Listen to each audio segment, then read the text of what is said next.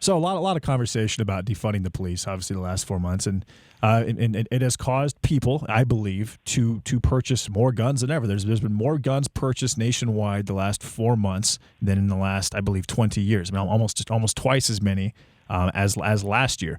Do you agree with defunding the police, and do you agree with the fact that people that are hearing that the police are going to be defunded are more likely to purchase weapons to defend themselves?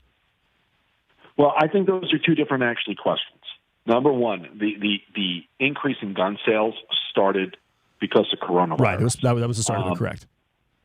Yeah, so there's a much deeper, I mean, this administration unleashed a gun surge on this country. Mm-hmm. So I think that's separate.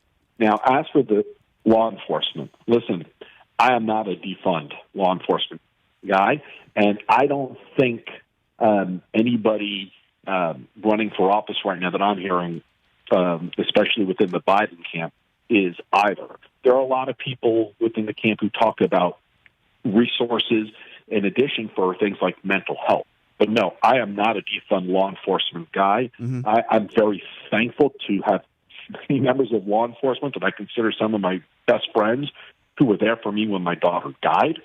And you know, while it is true in any facet of life that there are some bad eggs, and that includes law enforcement. Right.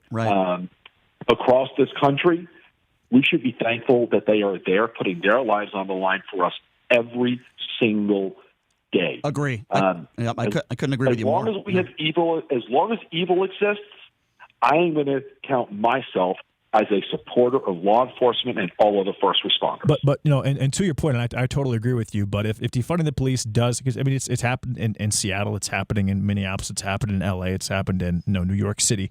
If this gets more widespread, I think you're going to, if you do have gun control laws that are instituted, assuming that Joe Biden wins, I think that people are going to be much more reluctant to give up their guns.